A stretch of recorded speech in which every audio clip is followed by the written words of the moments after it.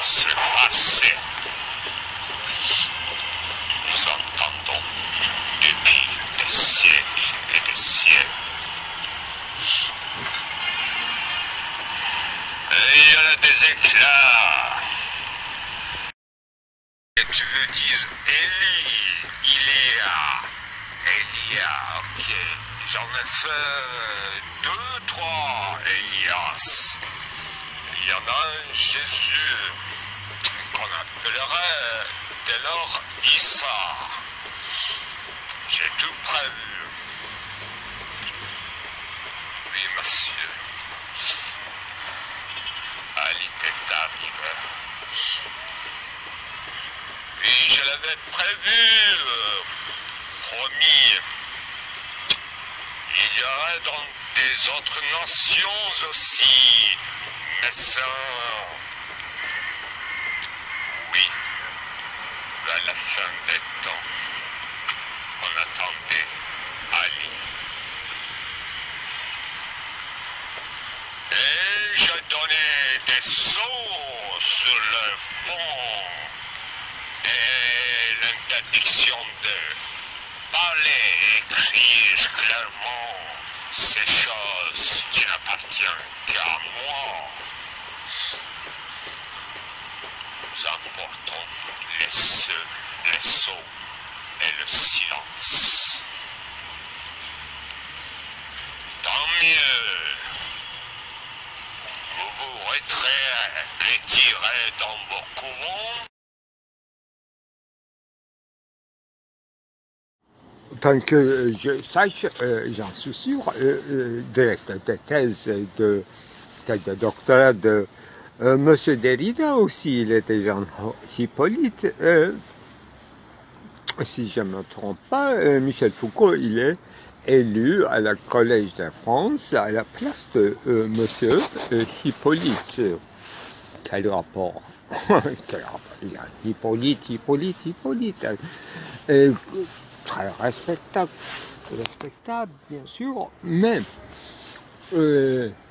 c'est le fait de continuer, vouloir, comme désir profond, être continuateur, prolongement simple d'une rhétorique, d'une école établie, d'une scola, d'une discipline existante, bien fondée, comme au moment où Foucault parlait, n'est-ce pas, c'était la phénoménologie, même dans la science sociale, structuralisme ou linguistique générale, etc. Mais pourquoi cette réticence et ne pas savoir là où aller? Justement, Jacques Derrida, dans son article qui parle de son aventure de doctorat, je ne sais pas de quel régime de doctorat, mais qui n'arrive pas à se finir en forme d'un doctorat et qui devient un sujet d'une soutenance de thèse de plusieurs livres déjà publiés. C'est le cas de M. Derrida qui disait dans l'article le temps d'une thèse, c'est ponctuation, ou bien les ponctuations. C'est moi qui ai traduit en turc et publié dans la revue Felsefe-Logos. Et là, il disait un moment, en relatant ses relations avec son directeur de recherche, M. Hippolyte, en exposant ses travaux sûrement aux yeux de Hippolyte, et il citait la réplique de M. Hippolyte qui disait que je ne vois pas là où vous allez. Derrida, en fermant la citation, il ajoutait que moi non plus. Peut-être qu'il a dit à sa face, c'est pire qu'encore, hein, comme rapport de maître et de disciple, entre guillemets, d'une certaine Whitehead, Russell et Wittgenstein dans leur quoi contre Oxford, Cambridge, des choses un peu club privé. Voilà, Wittgenstein aussi, on a relaté des dialogues pareils. Et là, selon ses dires, dans un moment donné, Russell aura dit à Wittgenstein, la philosophie est une discipline sérieuse, on n'a pas ici écouté vos problèmes existentiels. Ça aussi c'est très connu, je ne sais pas. J'ai lu quelque part, tout le monde le relate, mais qui a déchiffré, qui a dénoncé ces propos qui devraient rester en secret d'État, n'est-ce pas? Et en scientificité le plus scientifique possible de M. Bertrand Russell. Voilà. Gilles Deleuze, il s'est bien sauvé, échappé belle de Sorbonne, apparemment. On n'a pas eu l'occasion d'aller si loin dans nos discussions avec M. Jaffot, qui était à l'époque, quand j'étais président du département, lui aussi il était président du département de philo de Sorbonne. On ne dit pas département, on dit faculté chez eux. Eh bien, c'était notre sujet, ça concernait plutôt coup d'État comme coup de théâtre qui était passé en Turquie au 15 juillet. Donc c'était une effervescence de nos affections qui cherchaient partout des autres choses et tout. Bon, le sujet n'est jamais élucidé. Moi, j'ai simplement eu l'occasion, de manière amicale, de partager mes opinions, mais avec M. Jaffot. À un moment donné, il m'a dit qu'en fait, être le président de Sorbonne, c'est pas quelque chose académique, mais c'est politique, parce que il y a plusieurs instances qui participent à sa élection, donc maire de Paris et je ne sais pas de quel genre de communauté et de quartier. Voilà, je ne comprends pas la démocratie française, c'est-à-dire la bureaucratie, un bien établi système légal. Bon, ça ne m'intéresse pas, ça m'intéresse pas. Si ça marche, ça va. Si ça marche jusqu'à là, ils ont toujours la possibilité de créer de nouvelles institutions. À un moment donné, chez eux, chez nous aussi, on avait parlé qu'il y aura deux registres d'universités, des universités de recherche, donc ils ne seront pas responsables de l'enseignement des masses, et il y a des universités d'enseignement qui seront responsables d'enseignement des masses. Bon. En attendant, ce projet n'est jamais réalisé. C'était l'époque où chez nous, c'était une Malatyalı, je crois, ou bien Yozgatlı qui était le recteur, c'est-à-dire directeur de l'université chez nous. Et il répète cet argument sans y croire auprès de ces liaisons avec l'homme politique, etc. Bon, c'est une histoire qui revient toujours aux réformes universitaires avec tous les coups d'État, selon les gens, c'est devenu à Bilkent avec Dora Mathieu. Bon, c'est-à-dire superviseur général de tous les universités en Turquie qui est fondé, qui n'existait pas, donc les universités étaient plutôt autonomes. Bon, il y a des côtés bien, il y a des côtés à discuter. C'est pas mon propos. Moi, je parle d'un prosélytisme irréfléchi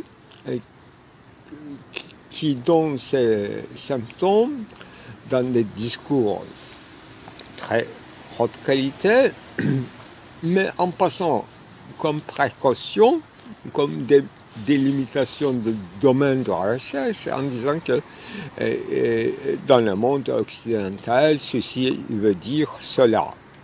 C'est-à-dire qu'on s'en fout de ce que vous comprenez et ce que vous êtes en train de faire dans vos cultures. Comme s'il y avait des différentes cultures. C'est ça le point que j'objectais hier dans mon enregistrement. Et cet enregistrement, ce matin, je n'arrive pas à trouver. J'espère que je vais trouver. S'il n'y a pas un accident, je parle toujours de ça. Donc, il n'y a qu'une uniformisation, comme le livre excellent de Herbert Marcuse, n'est-ce pas, L'homme unidimensionnel.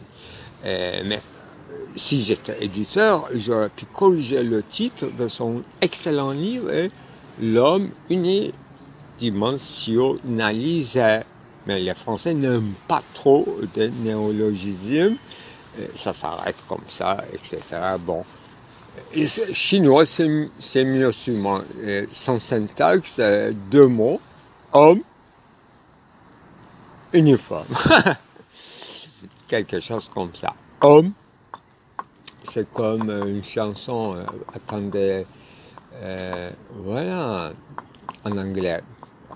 Always. Always you.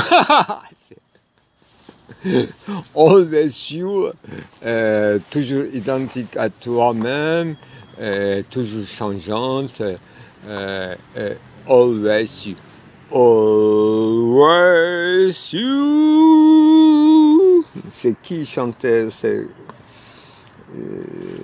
Voilà, c'est un vedette américain. Désolé.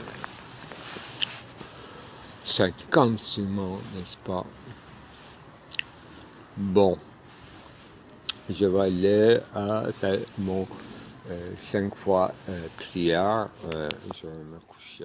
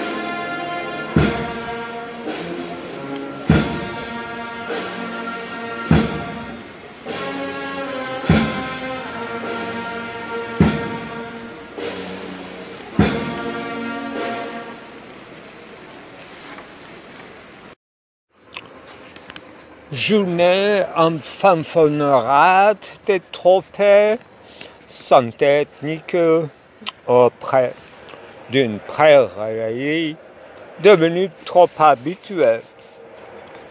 Si, tant si peu de temps décontracté,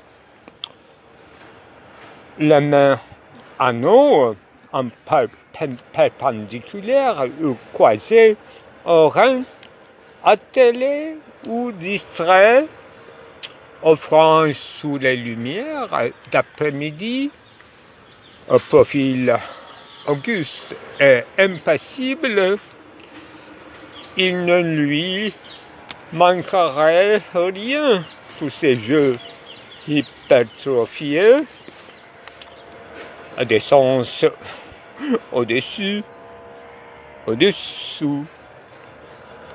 L'invincibilité de caractère gagnant tous les tournois en surnois, en sursis,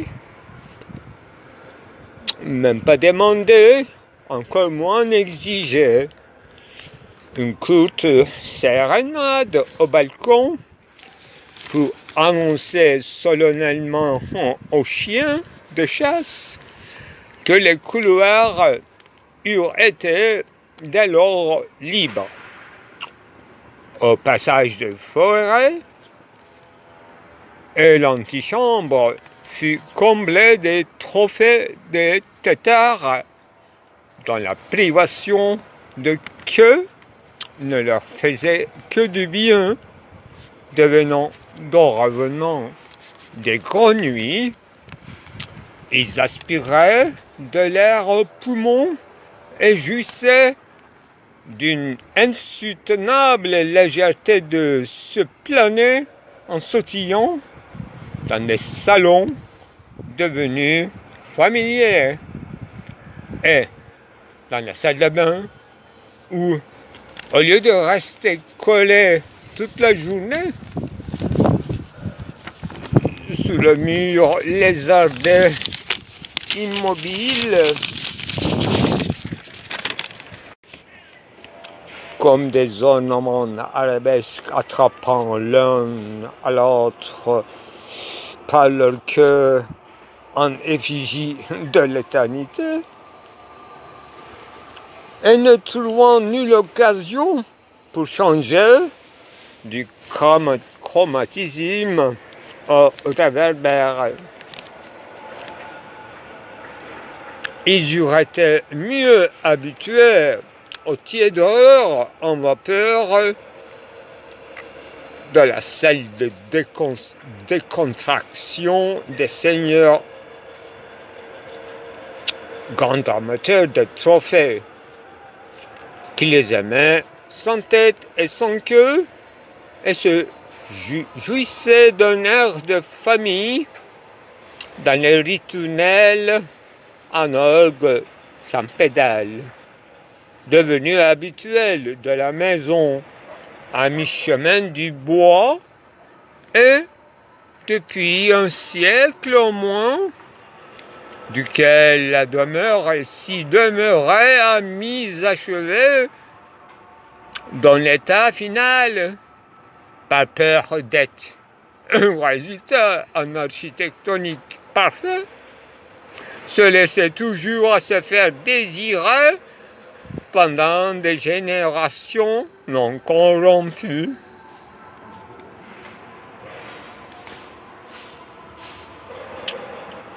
Oui,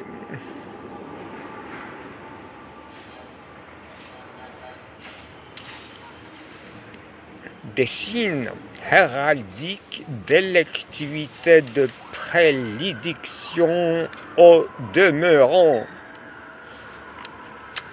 dont l'inachèvement architectural, doctrinal et héraldique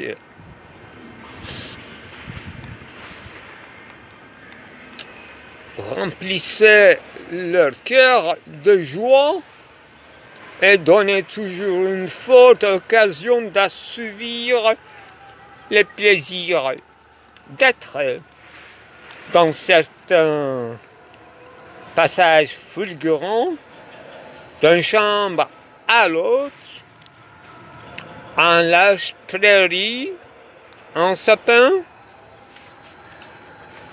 d'où on voyait se passer en longue enfilade, en des diverses langues languissantes, les barons en belzette équestre, en compagnie d'une horde de chiens de chasse, et ça en toute fanfaronnade, précisant en annonce hautain le bilan de la chasse et distribuant des gros lapins engraissés en toute benevolat de seigneurie. Plus qu'une mœurs de donnant, ou d'une tribu à payer, pas le droit de passage de prairie en privé, entre la chambre à coucher et à 2 pas de distance, si t'en parcours un salle de bain digne des grandes campagnes en Égypte, en large et en haute, des tentes à la turque. Cela s'appelait l'hospitalité, sans façon, bien entendu, et connue. Et en enfilade, apportant toujours des nouvelles frugalités et la fraîcheur des grandes halles de dames aux licornes, aux êtres.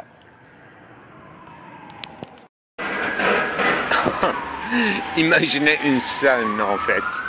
Derrida invité aux États-Unis pour donner des séminaires. Alors il y a des professeurs qui suivent comme responsables sûrement, et bien sûr des étudiants. Et ils sont étonnés de sa manière de problématiser les choses dans la philosophie qui ne sont pas du tout un problème pour eux, parce que ils jugent que Jacques Derrida ne connaissait pas assez la philosophie anglo-saxonne, et c'est pour ça que par cette manque de connaissances, il a cru que ce genre de questions continuent encore dans la philosophie. Voilà, le niveau de discours, c'est là. C'est hier soir que j'ai lu ça dans une citation de Stiglitz, enfin. L'état général des États-Unis concernant un invité européen, c'est ça. Il ne connaît pas, donc il parle d'autre chose. Et nous avons résolu tous les problèmes de la philosophie. Il faut qu'il nous lise.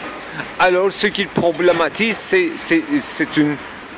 Ils ne disent pas en fait, mais il se fait des cas, donc il s'inquiète pour rien. Derrida, il fait une philosophie qui est déjà des problèmes qui sont déjà résolus. Voilà la tonalité de la parole. C'est intéressant. Donc, par manque de connaissances, on souffle et on souffle et on fait de longs détours et on explicite le problème. C'est intéressant.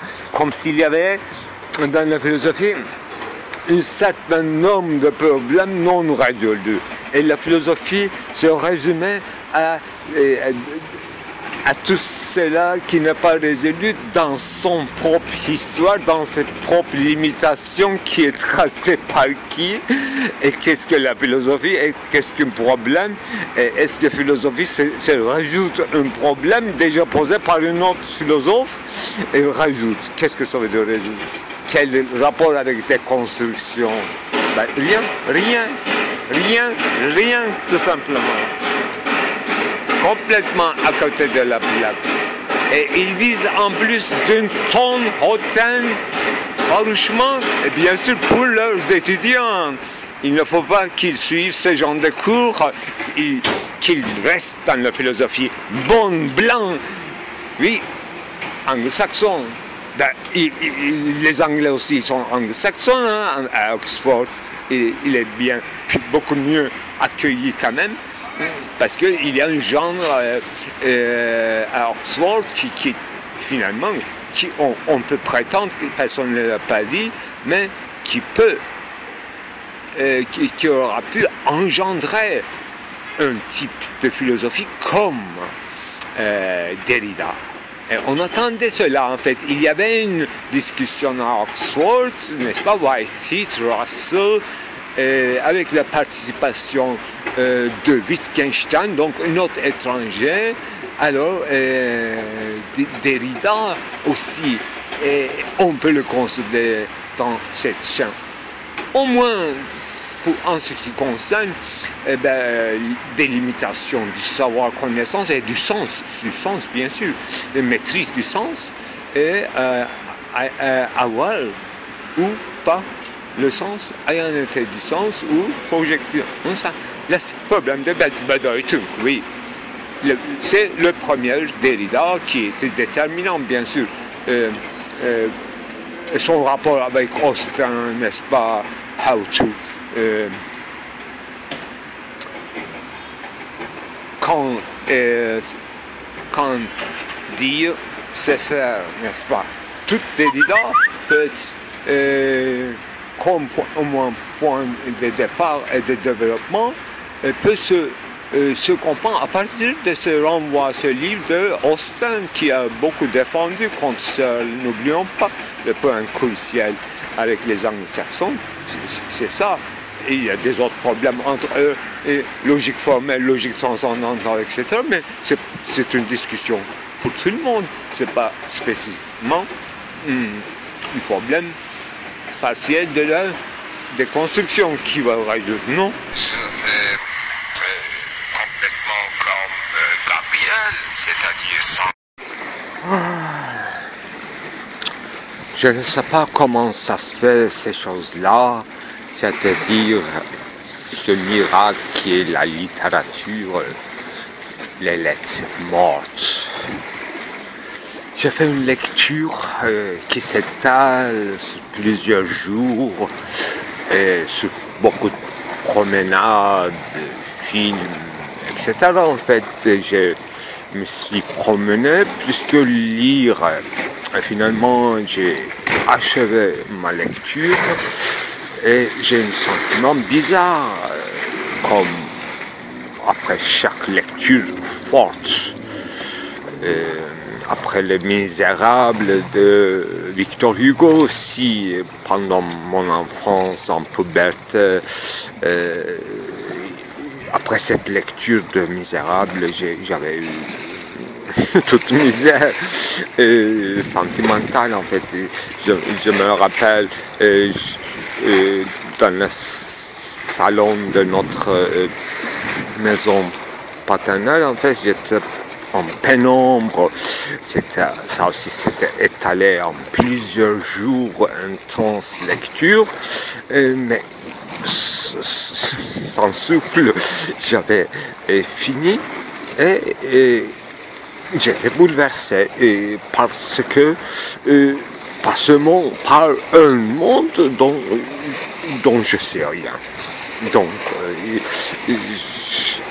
c'est plus qu'étonnement, c'est pas un étonnement, mais c'est absorber une vérité qui n'a pas la sienne, mais qui t'attend peut-être. Dans les lectures de l'enfant, c'est plutôt ça.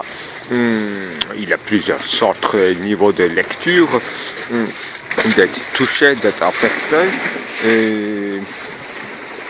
Certaines lectures, c'est pas prémonitoire, mais ça provient pas, mais ça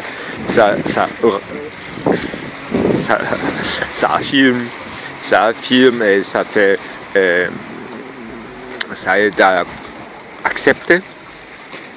Et après coup. Donc il y a des coups, et ça s'étale sur la temporalité de la vie. Donc on peut lire dans n'importe quel moment, sans chronologie, n'importe quelle œuvre, mais chaque fois il y a des effets différents. Donc dans chaque âge a des effets différents. On ne se rend compte pas de cet facteur d'âge dans les théories critiques. Oh, on parle du texte, oui, mais qui lit? Peut-être Umberto Eco qui a fait un effort quand même sur l'instance de la lecture, c'est très important qui lit ce texte.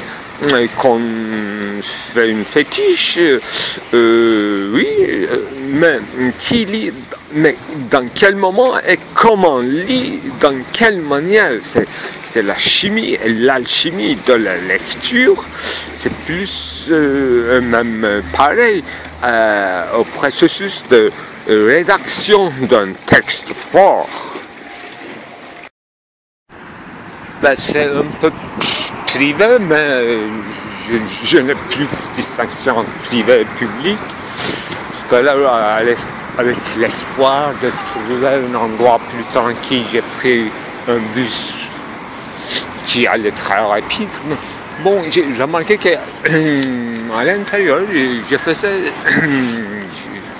enfin, mon corps, bien mon âme, je sais pas, ça fonctionnait comme si j'étais en train de, sans savoir bien sûr, à mon insu, dans un processus de prière, c'est-à-dire ce qu'on appelle dans l'islam, salat, parce que c'était scandé, mon soliloque intérieur qui était presque proche au vide, scandé, justement parce qu'il faut scander, c'est-à-dire c'est Allahu Hamidan, Allahu Akbar, et les attentes, les durées, comme c'était un acquis, comme si j'avais depuis toujours pratiqué, que j'étais paralysé, je ne pouvais pas faire ce mouvement, ni prononcer ces mots, mais mon corps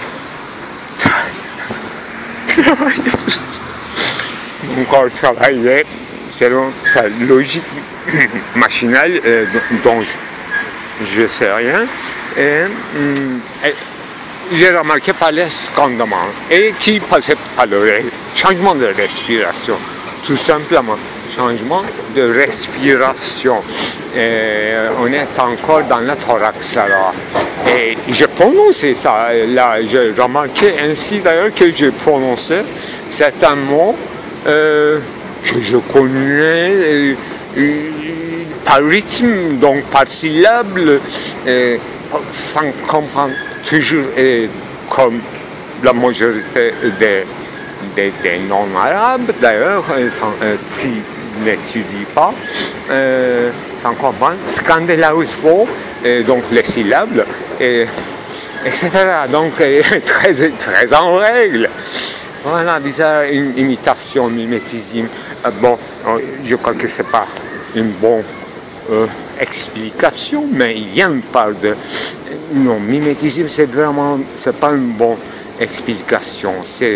Il faut trouver quelque chose d'autre. Donc, se nager est dans l'élément même de rythme, donc se baigner.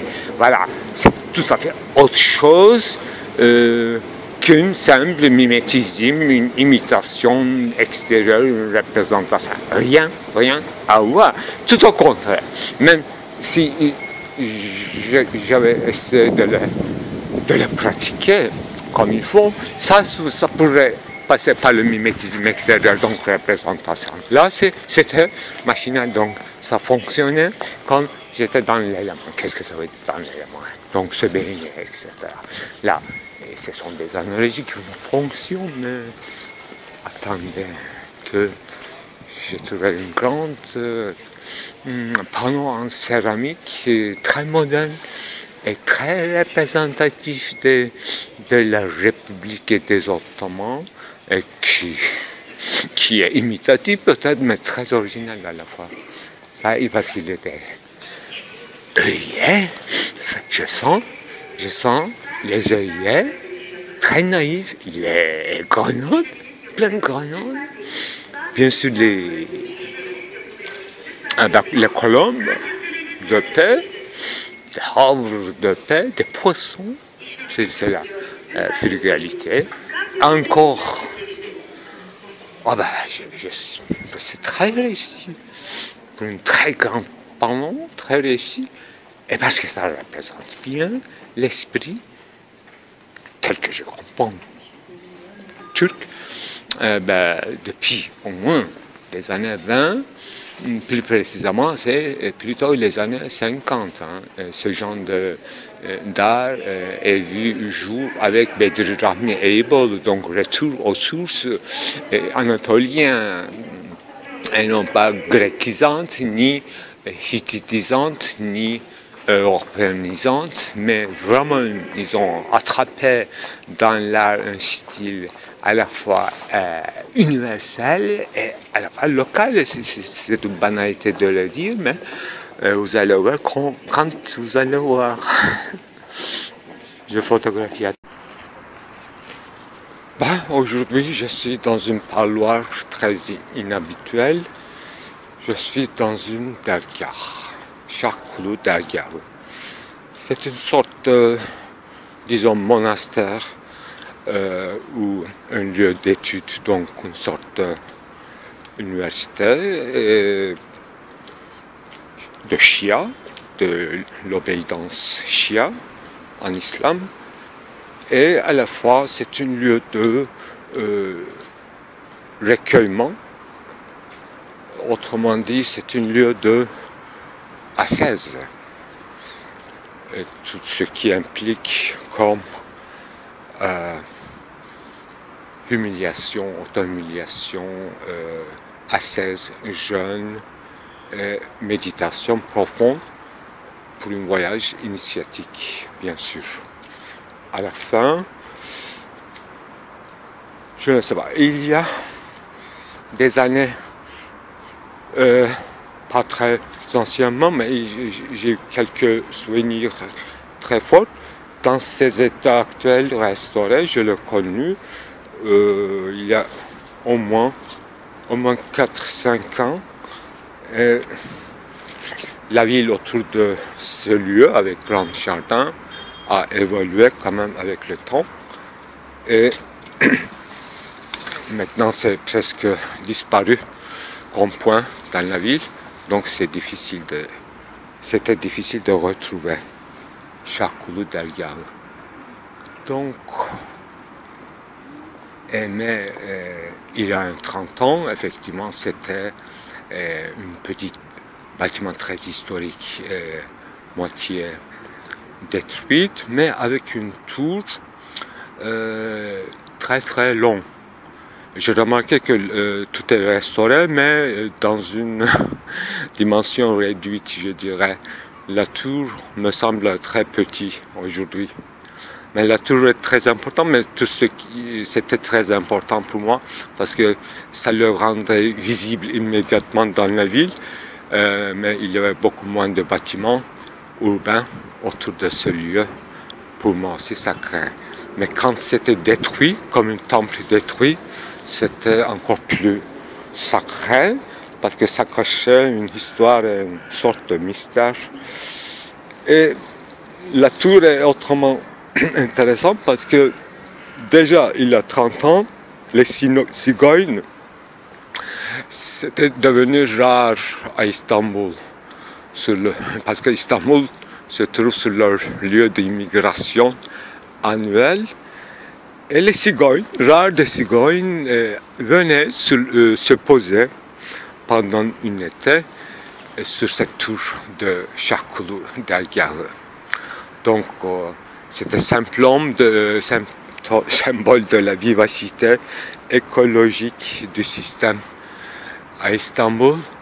Mais aujourd'hui, en fait, aucune cigogne ne se poserait pas. Mais les cigognes encore, ils font leur immigration sur les cieux d'Istanbul. Ça n'a pas changé. Il faut être dans un moment de bonheur parce que ça porte du bonheur voir en printemps leurs immigrations pour les terres chaudes, etc. Bon. Voilà la vérité non guère verrouillée, secrète que non dévoilée. Pour elle, belle Aphrodite, conduite par Cupido, en mer de Poséidon en cœur, sur un dauphin lui-même amoureux. Seul Argos de la terre restait de Gaïa, par dompter Hermès, peuvent instruire cette cupidité innocente en cœur. Sans ordre de Vulcanus, chassé et refusé du jardin d'Éden à Perse, accueilli ensuite en retour de Troie, apaisé de nouveau par la cité olympique, cet Héphaïstos, entré au caprice d'Aphrodite, juteux d'or et nuptial. Aucun des fils mangés de Gaïa n'a pas pouvoir passer par le miroir miroitique de cette Psyché. Les nuptiaux, cachés d'abord dans une cave, engendreraient cet Eros de ses propres anges à me manger. À mon avis, la géophilosophie doit travailler dans deux axes à la fois, dans l'axe de l'espace, spatialité en général, et dans la dimension de la temporalité. Surtout en référence à Ibn Khaldun et sa théorie d'anthropologie d'abord physique et culturelle, et sa théorie d'Assabilier a quelque chose à voir avec l'espace, la nature et le climat en particulier. Donc, quand on fait l'état de l'état, si je puis dire ainsi, en fait, le concept d'état est dans sa spécificité, non pas comme un concept global, trop molaire, et qui est incapable d'expliquer quoi que ce soit dans l'histoire. Bon, au-delà de la différence entre l'État Reich ou l'État moderne, en fait, quand on voit dans l'anthropologie, surtout l'Asie, l'exemple d'Asie, on voit des empires très spécifiques, les empires turcs, par exemple, l'État de Göktürk. Et en général, en fait, toute cette série des États successifs qui sont fondés par les Turcs, ce qu'on appelle les Turcs, plutôt les Turciques, turcomans, en fait, et les Mongols aussi. En fait, on voit dans cette succession des États une sorte de bifurcation des États. En fait, ce ne sont que deux États divisés entre les fils du souverain. En fait, quand il y a deux fils, l'État se divise en deux souverainetés dont la génération est assurée par ces deux fils séparément. Donc, ceci nous dit concernant la nature de la souveraineté en général, une souveraineté surtout dans un espace géographique comme en Asie ne peut être soutenue que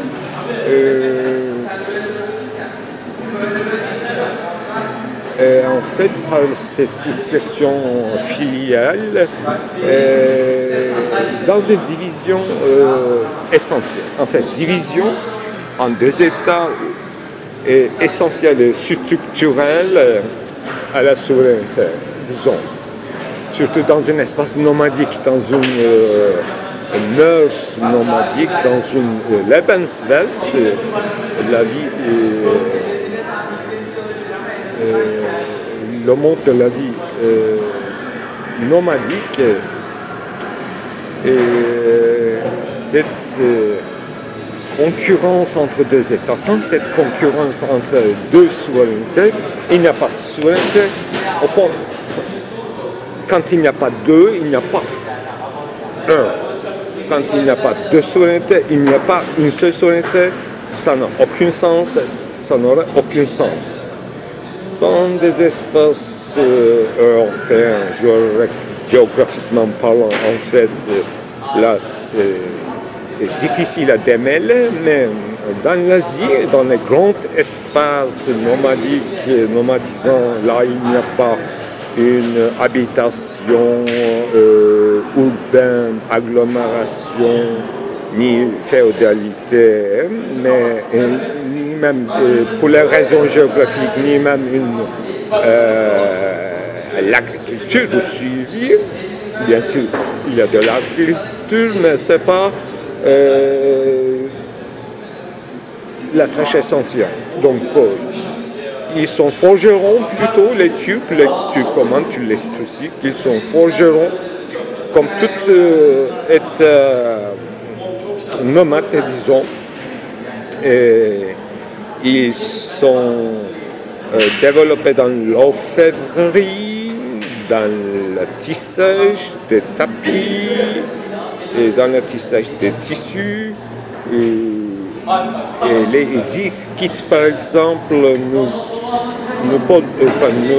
offrent un exemple très parlant. Ils étaient dans le sommet de l'artisanat de l'orfèvrerie, dans l'usage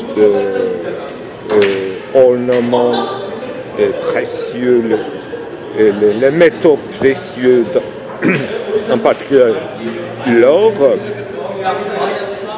Bon, il faut suivre tous ces axes au niveau de ton temporalité, et il faut parler autrement des choses, des successions des événements temporaux et leurs articulations. C'est un concept très abstrait, mais spatialité, géophilosophie, les concepts de la géophilosophie, ou anciennement parlant l'anthropologie physique et culturelle, nous offre des instruments spatiaux qui sont plus faciles, qui est plus praticable dans la théorie en tout cas. Donc, la référence à Carl Schmitt et son concept de souveraineté est fondamental. Lui aussi, en faisant une obligation, ou bien le fondement même de la souveraineté, le concept de cette dualité de ami et ennemi. Donc lui aussi, exigeant une entité ennemie à chaque État, fondée au fond de l'essence de la souveraineté, même au sein même de l'Europe, comme une entité dualiste, duale, par essence, par structure.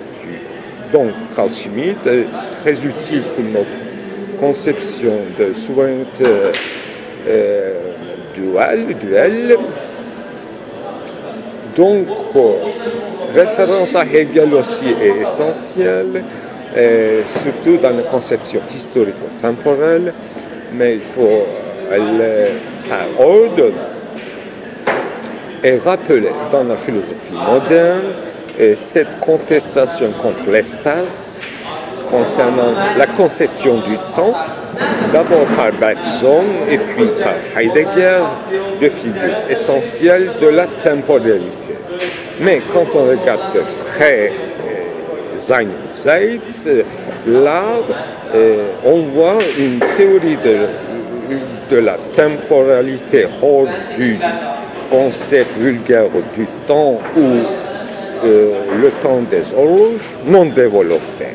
Donc le livre n'est pas complet. Elle est critique lancée contre Aristote et sa conception du temps, et les critiques lancées contre la conception du temps soi-disant vulgaire de Hegel restent non fondées. Donc Jacques Derrida, dans son article fondamental qui s'appelle Ousia et Grammaire, une note sur une note de Sein und Zeit, nous explique enfin que une notion originaire de la temporalité en dehors de toute considération spatiale est un peu idéalisante, pour ne pas dire idéaliste. Donc, le concept d'espace, surtout spatialité, espacement, ne peut pas être pensé en dehors du concept de la temporalisation. Donc Derrida insiste sur ce nouveau concept batteur mais originel qui s'appelle espacement et temporation. Espacement concerne tout acte différent.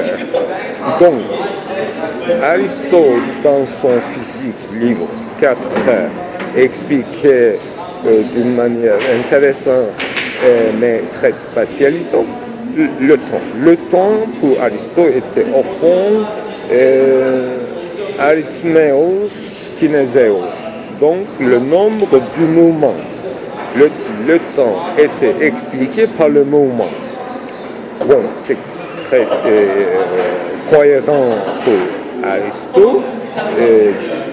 Là où il y a hareket, il y a de bereket. Bon, ça veut dire, là il y a un mouvement, il y a du temps, bien sûr. Bon, mais selon Heidegger, ce ne serait pas une conception du temps originaire. Alors, mais le mouvement de devenir temporel a lieu dans l'espace. Donc, au fond, c'est un argument assez riche pour penser spatialisation de l'espace, notre Ur-Erde, notre Terre originaire, qui donne lieu à des réalisations, actualisations, énergia, praxis politico-culturelles, etc. Ça se passe dans l'espace, dans un plan d'immanence, pour dire avec Gilles Deleuze, c'est ça le plan d'immanence, une sorte de pensée de spatialisation. Mais la dimension temporelle n'est pas négligée par Gilles Deleuze, à mon avis. Il n'est pas tombé dans le concept vulgaire du temps en le spécialisant. Au contraire, comme on voit très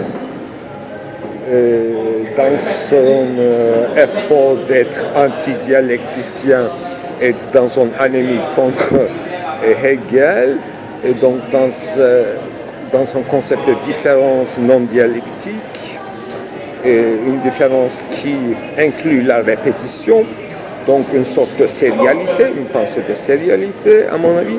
Et quand on dit sérialité, on dit à la fois continuum et à la fois discontinuité. Donc les séries, articulation de séries, surtout au niveau des événements, bien sûr, spatio-temporels, se fondent sur les séries. On peut les formaliser, en tout cas, en pensée, avec l'idée de sérialité, et qui est valable pour la musique, mais pour toute articulation culturelle des institutions, disons, spirituelles même, praxis en tout cas. Les praxis, les événements, les effectuations se font des séries dans la ligne temporelle et dans l'espace même, en incluant les discontinuités et les continuités à démêler, à définir. Donc, définition, concept définition aristotélicien, horismose est très utile, et chaque événement distingué, défini selon sa substance, au sens de catégorie et non pas protéousia, veut dire que définir chaque chose selon sa substance et dire, horismos veut dire logos de cette chose dont on parle, soit un événement. Donc, horismos, définition, nous donne le boss de cette chose. Qu'est-ce que cette chose? Quand on dit le boss au sens de définition, ça nous donne, ça dessine aussi une idée d'économie, c'est ma thèse à moi, et chaque logos, chaque définition doit être économique, selon mesure, sur mesure de cette chose dont on parle, peu importe lequel. Donc, parler sur mesure, parler selon la mesure du temps, et la mesure de deux choses distinguées, qui laisse situer dans une sérialité, mais fait des discontinuités, des ruptures, distinctions. Définir, c'est distinguer et être économe dans les distinctions. Aristote était économe autrement, en faisant une distinction d'abord magistrale entre un génos, n'est-ce pas, un genre et une espèce. Mais c'était un contrôlage trop général pour classer, définir selon sa substance. Donc, le sous-titre de ma thèse était les logiques en pluriel et les économies en pluriel de l'énonçable et du visible.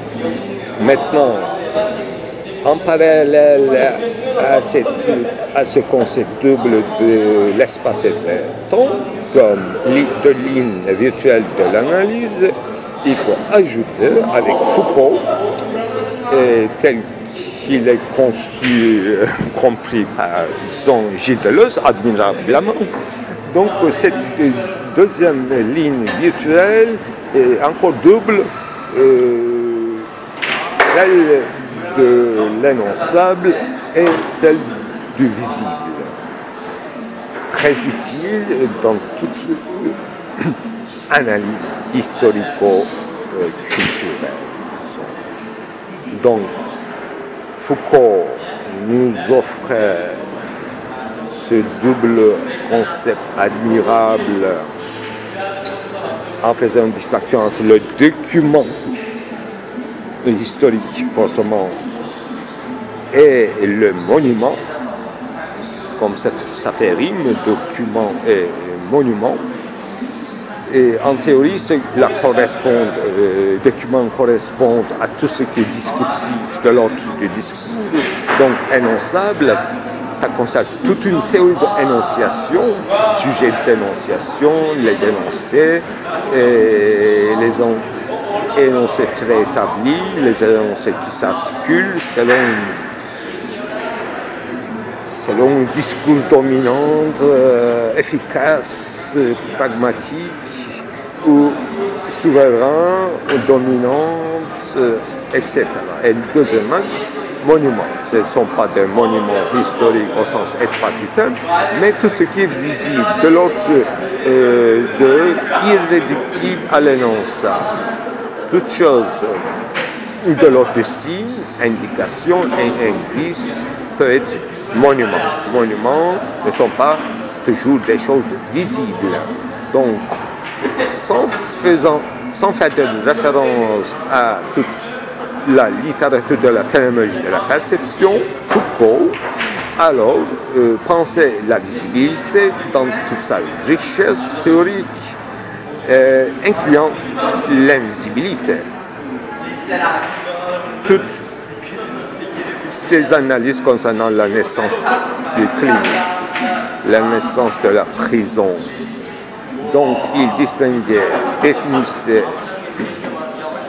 de manière économe la spécificité d'un événement, souvent visible, soit passé insignifiant, qui n'a pas de l'ordre de la discursivité, pas forcément, mais suivi par la discursivité.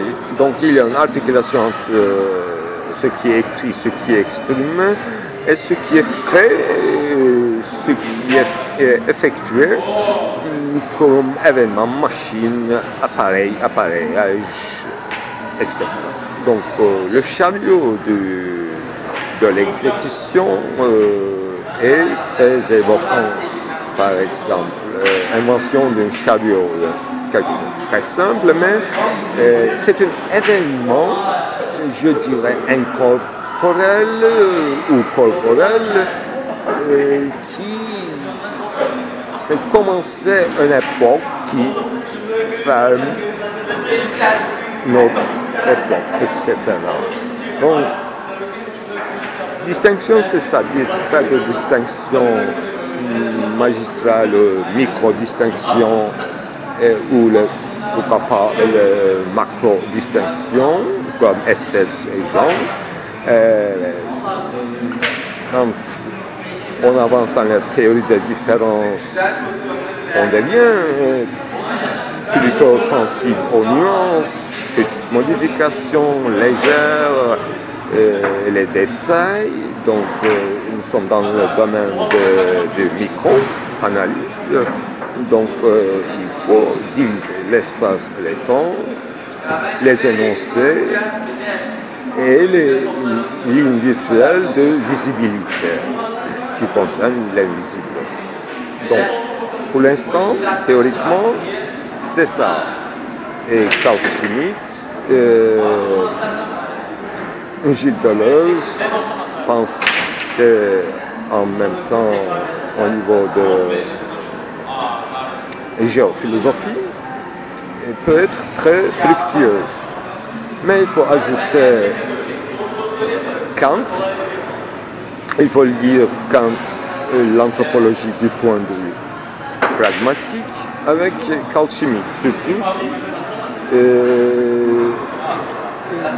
son livre concernant le droit maritime. Le droit maritime est cité aussi chez Kant.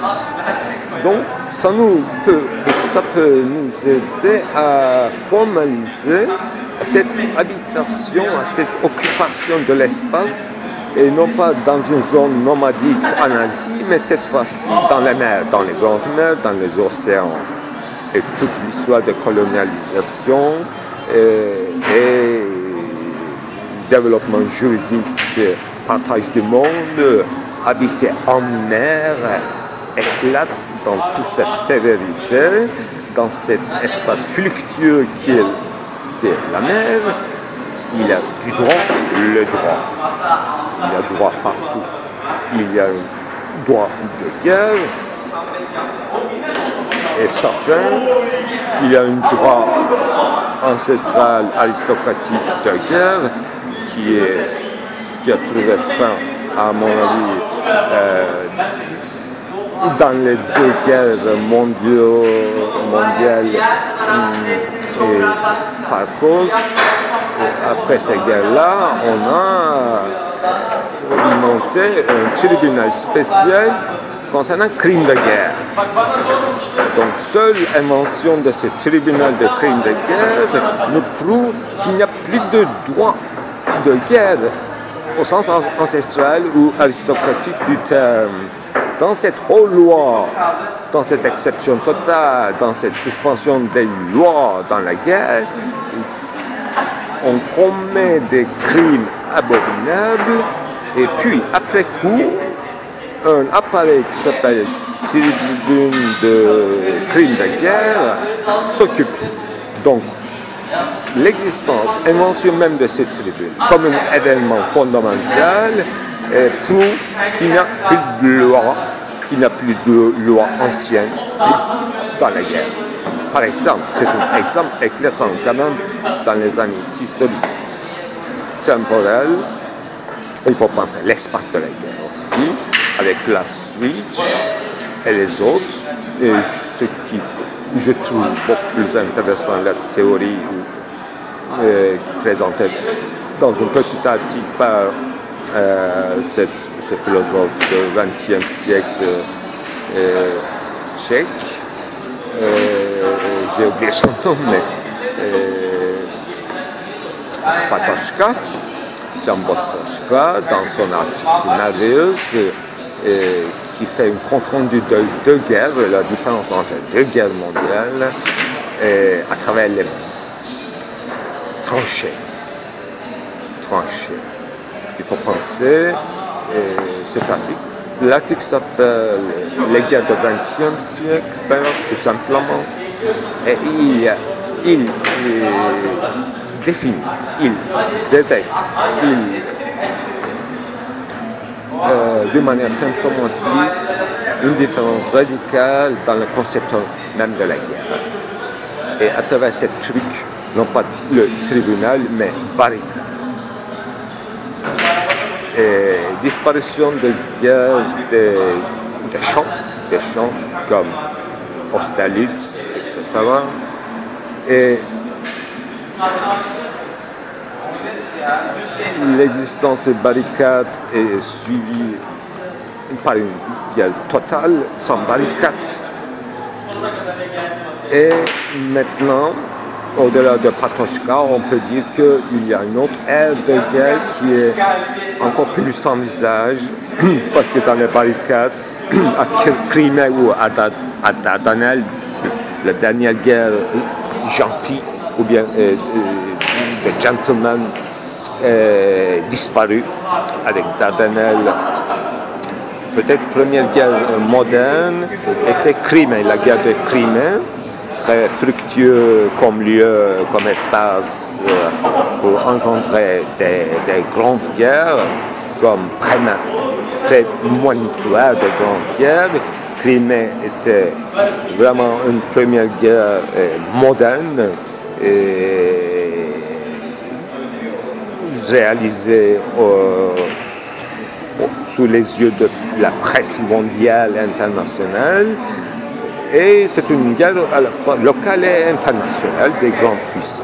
Bon, donc l'exemple de guerre, machine de guerre, invention de nouvelles machines de guerre peut être très utile faire de cette série événementielle en distinction spatio-temporelle dans un plan d'immanence toujours divergente en devenir avec les procédés technologiques, etc. L'exemple de guerre est vraiment très éclatante. Et disparition de guerre de champs, et puis ensuite disparition de guerre de barricades qui présupposait encore le visage de l'ennemi, donc la distinction entre l'ennemi et l'ami, et disparu dans les guerres totales en ville, dans l'espace urbain, sans barricades, sans champs, dans la ville. L'exemple, on peut donner plusieurs exemples, mais maintenant actuellement, ce qui se passe à Damas,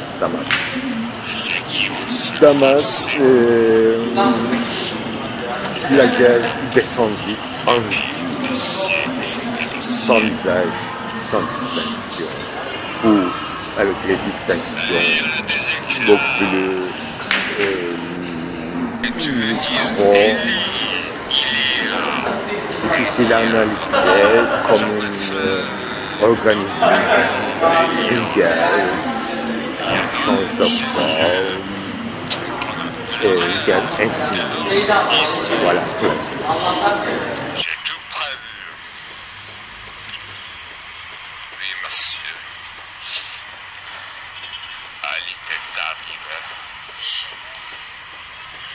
Oui, je l'avais prévu. Promis. Il y aurait dans des autres nations aussi. Mais ça... Oui. À la fin des temps, on attendait Ali. Et je donnais des sauts sur le fond et l'interdiction de parler et écrire clairement ces choses qui n'appartiennent qu'à moi. Nous emportons les sauts et le silence. Dans mieux. Vous vous retirez dans vos couvents.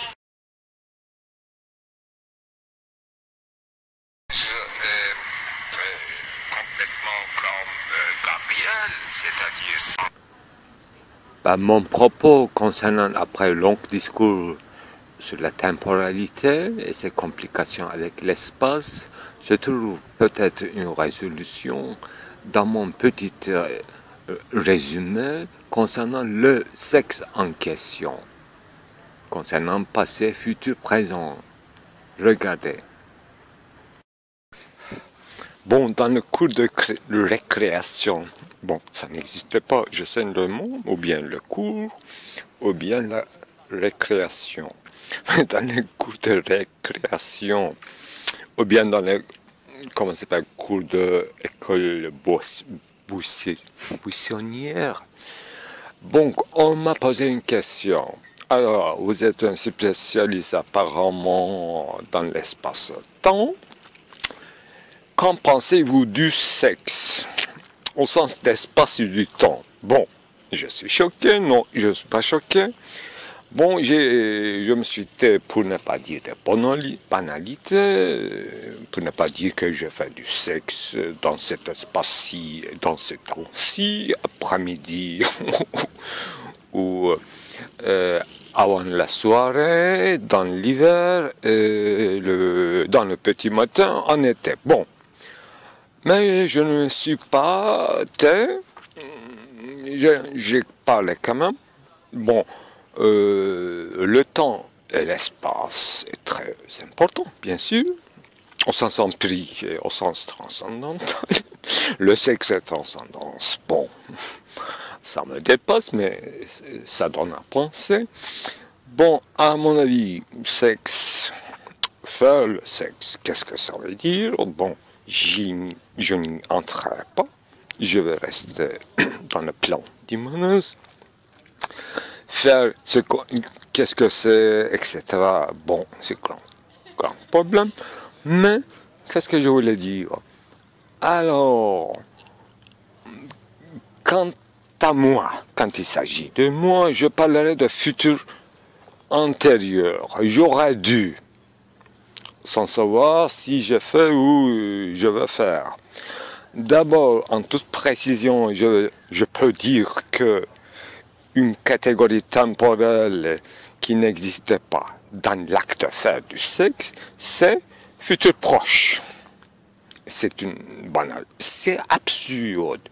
On ne peut pas dire que, bon, je veux faire du sexe. Ce n'est pas possible. Ou bien, en anglais, n'est-ce pas, I am going to make love. Ça n'existe pas. Futur proche n'existe pas. Donc, sexe est en futur. Futur antérieur, c'est mieux. Acte manqué, etc. C'est très riche du sens. Alors, il y a un passé du sexe où il y a un futur. Mais c'est trop brutal encore, la distinction. Il y a du passé du sexe, donc j'ai fait déjà du sexe. J'ai déjà fait du sexe. Bon. Donc je ne suis pas, comment on dit, vierge. Ou bien je suis vierge, donc il n'y a pas encore passé du sexe. Il n'y a pas encore présent du sexe. Futur, ça existe en possibilité. Donc, catégorie plus complexe, futur antérieur du sexe, et ça n'existe pas, futur proche. Il n'y a pas, c'est pas proche. C'est proche autrement, c'est en exquisant, en se dessinant dans l'horizon d'attente, c'est tout à fait autre chose qu'une future proche. C'est trop proche, ça peut être trop proche, intime, mais c'est encore loin. Ça se dessine, ça ne se dessine que, ça se dessine, voilà, sexe, ça se dessine dans l'espace, dans une temporalité, dans un lieu, sans lieu, dans l'abîme. Bon, c'est pas un poème facile, mais avec la traduction automatique, ça marche pas. Je vais lire ça original. C'est moi qui ai écrit, je vais le lire.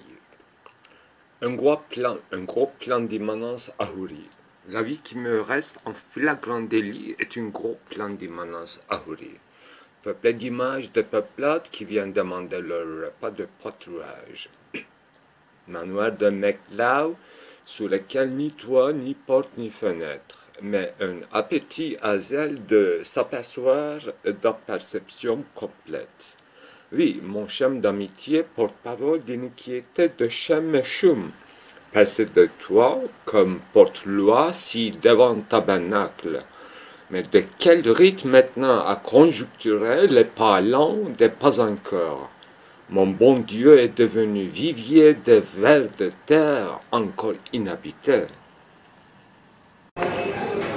L'un des plus énigmatiques textes de la philosophie contemporaine, c'est ce qu'il a écrit Derrida,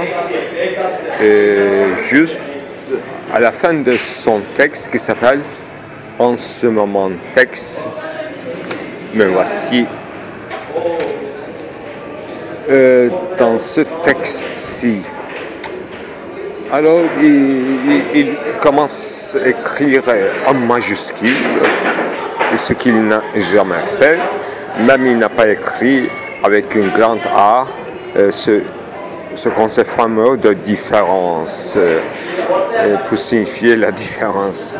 Et comme un tombeau ou comme une pyramide, c'est lui qui avait écrit d'ailleurs dans l'article de différence que cette A ressemble à une tombe comme pyramidale.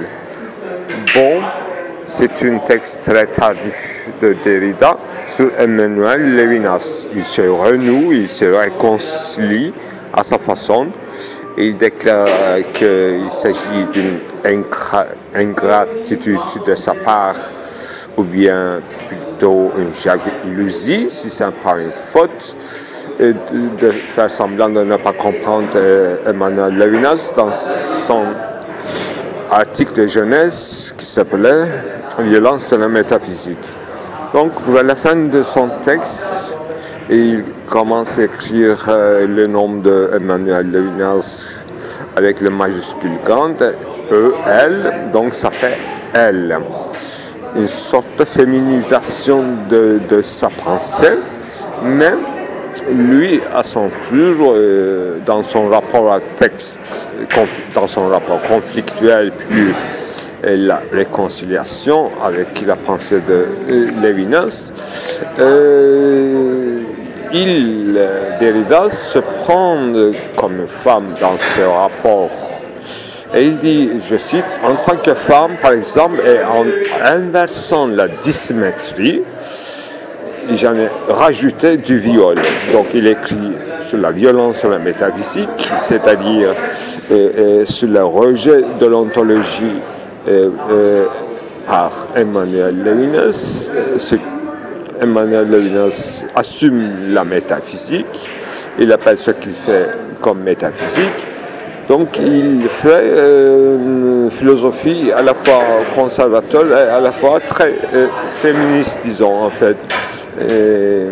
Alors, la question de femme, le jugement en ce qui concerne féminité et masculinité, traverse toute la philosophie, mais d'une manière blanchie, neutre, dans une discours neutre. Eh bien, c'est la première fois, peut-être, qu'après Nietzsche, qui était très violent envers le féministe, où il parlait de féminisation de la culture, il appelait à la virilité, et Levinas, c'est pas le premier, peut-être deuxième, qui déclare, il enlève ce discours neutre comme Nietzsche, mais à l'envers, du côté de femme, Alors Derrida apparemment comprend ça et met un rapport de différence sexuelle par rapport à la Levinas. Donc cette ingratitude ou jalousie trouve une certaine résolution vers la fin du texte. Donc il écrit, si la différence féminine précède peut-être presque illisiblement son œuvre, si elle devenait au fond de même l'autre de son autre, aurais-je alors déformé son homme à lui en écrivant en ce moment dans cet ouvrage ici même, elle aura obligé. Voilà. Donc, dernier paragraphe dit que je ne sais plus si tu dis ce que dit son œuvre. Qu'est-ce que c'est en fait? Et il appelle à qui? Peut-être il y a un tu et il y a un son, il. Donc, l'œuvre de Lévinas, et Derrida, il interpelle quelqu'un. Je ne sais pas si tu dis ce que dit son œuvre. Donc, ce personnage tu, auquel il s'adresse Derrida, peut être peut-être Hélène Cicius. Bon. Et qu'est-ce qu'il dit?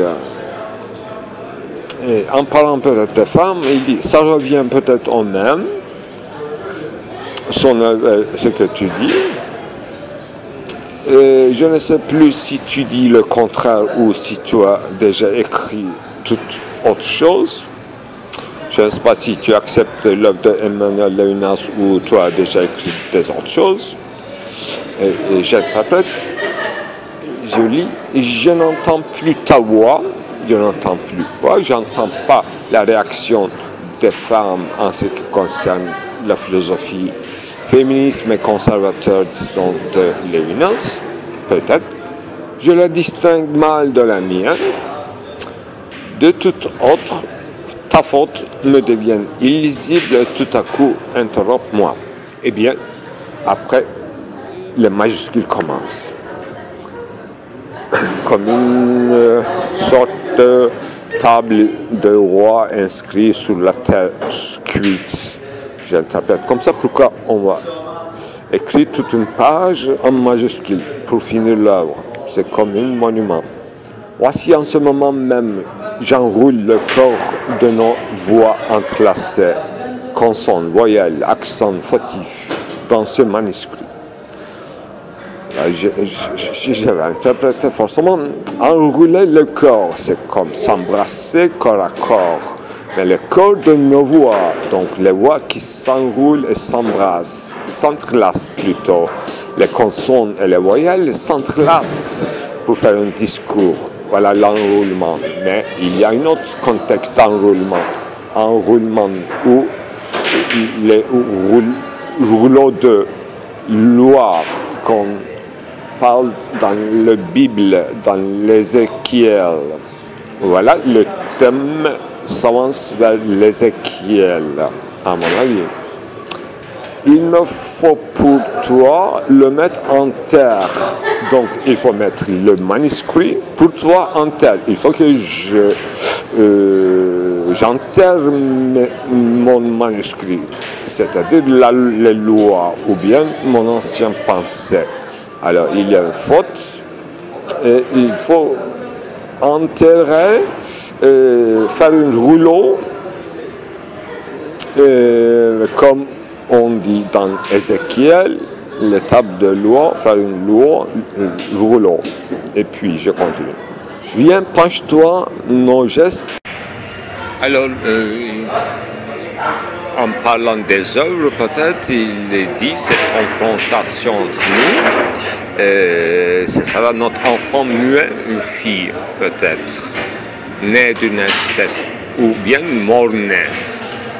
Et à l'inceste sera-t-on jamais promise? On ne sait pas si cette fille née entre nous est destinée encore à l'inceste. Qu'est-ce que ça veut dire? Gilles Deleuze disait que les philosophes font des bébés sur le dos des autres philosophes. C'est un peu comme ça. En faute de son corps, elle se serait laissée détruire un jour et sans reste.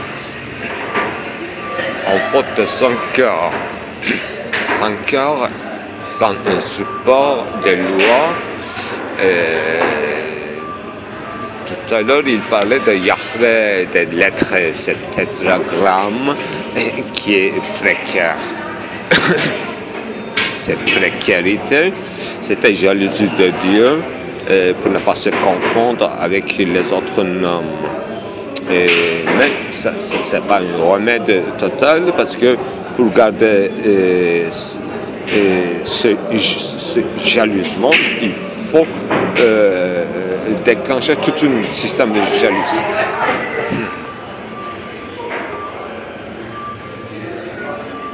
Voilà.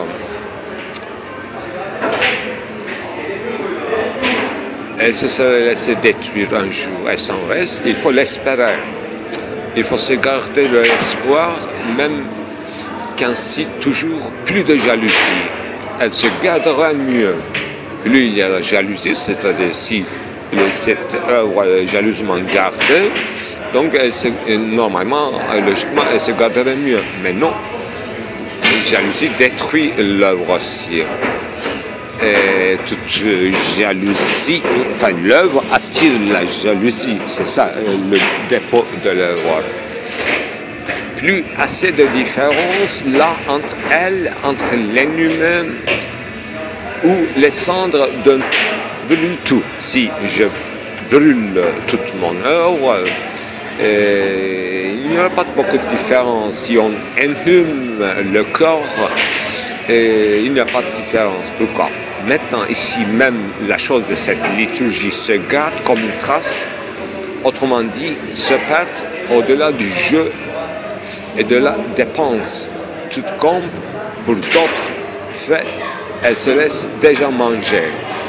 Donc, il s'agit d'un compte-rendu entre nous, entre deux œuvres, c'est comme une liturgie, mais mettre en scène comme ça, visible pour les autres, lisible.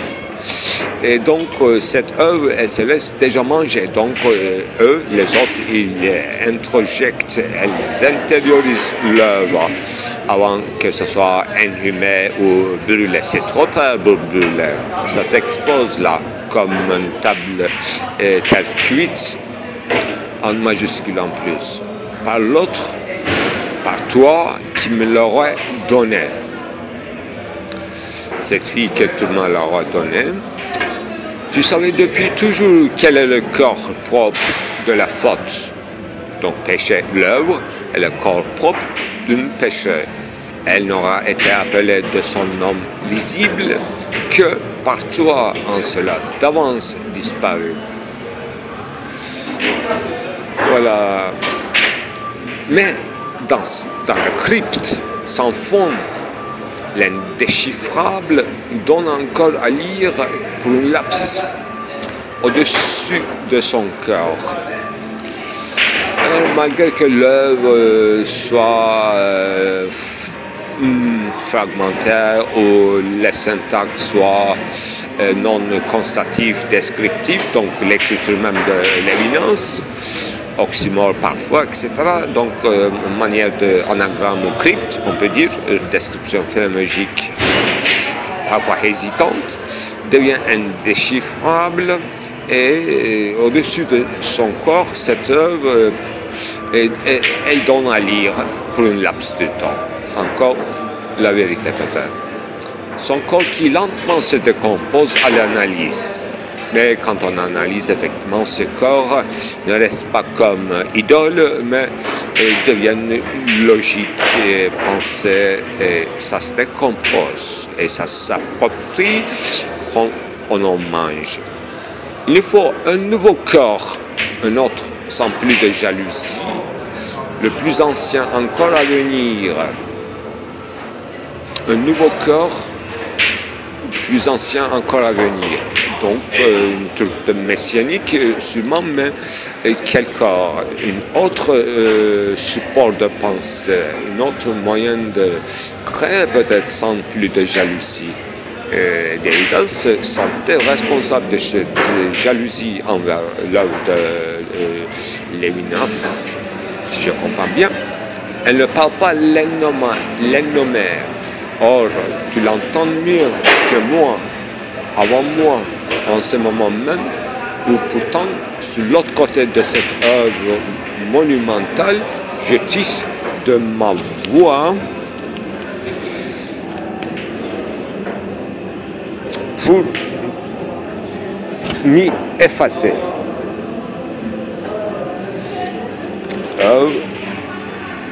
Dans la voix s'efface. Alors, et il dit, il finit bientôt, tiens, ceci, tiens, me voici, mange. Donc c'est eucharistique, l'œuvre s'offre à manger, comme dans Ézéchiel, les lois, table de loi enroulées, étaient données à manger, à avaler. Approche-toi.